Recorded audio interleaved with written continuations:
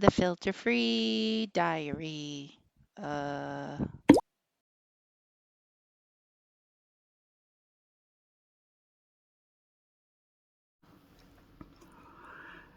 afternoon. It's 12:46, and Spirit and I just had a really long conversation. It felt really long. It felt like probably only like a 20-minute conversation, but it felt like hours. Because when you start to understand something and you start pulling in all the pieces, and it can seem like a really long time processing all that. Anyways, the thing I think I'm going to be sharing with you today is what that letter I really is, the 9th letter of the alphabet, because we use it about ourselves in English, don't we? Don't we say I? Aren't we always saying I? Isn't that crazy? And the French, you know what they say? J. It's a J and an E.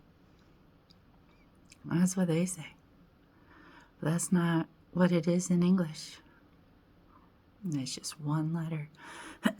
One letter that, oddly enough, when you capitalize it, it almost looks like an H, but it looks like the H kind of, took a tumble.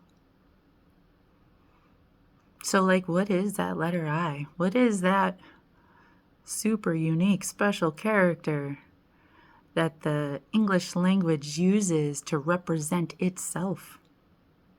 Well, not the language, the human speaking, the human utilizing the language. Any ideas? It's interesting that it's the 9th letter, because I don't know if you notice when you see the dream journal that has my handwriting. The way I write the letter I in cursive looks like a number 9.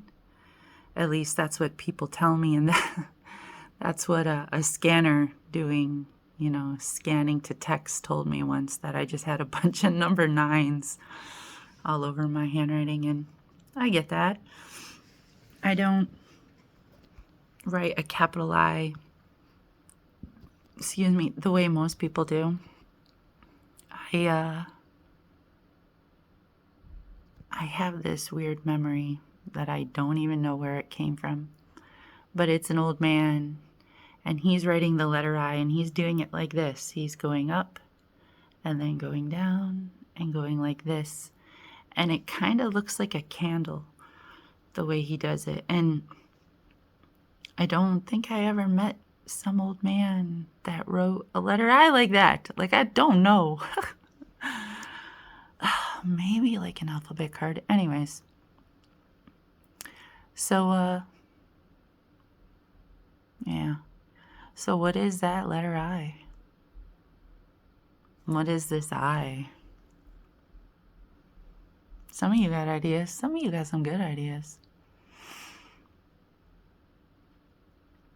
Yeah. If you consider that we are minds, and the way we like to, or the way that we can, as the masculine, reproduce, is to basically copy our mentality and to write it onto something else, right? Like write it onto a piece of art, write it into a movie, write it, into a smaller being, write it into whatever it is we want to write our mentality into. And not for nothing, you may think you only get the conscious pieces that you mean to put in there, but you're putting them all in there. You're putting the ones that you're aware of and the ones that you're not aware of. And you're putting in all your flaws too, because if you don't correct them, you have no way of getting those flaws out of your data, right?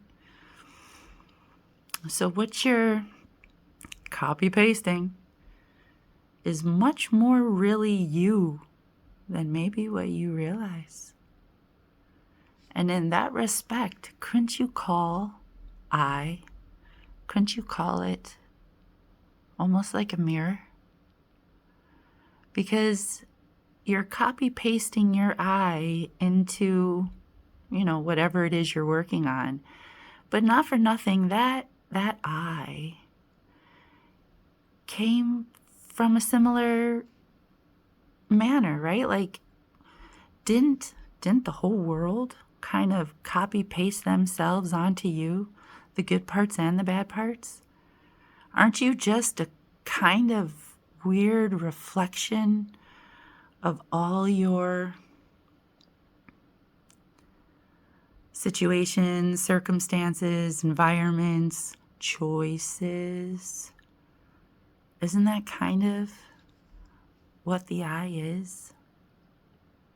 It's like a mirror of everything you've experienced, everything you've gone through, and your interpretation of it. And then when you go to make artwork or you go to replicate yourself as a recording, as a data recording device, don't you impart your data one way or another? And it's like a mirror, isn't it? It makes you wonder about like AI, a powered up mirror. What is that?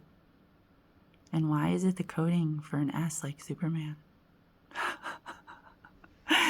Have a good afternoon, guys.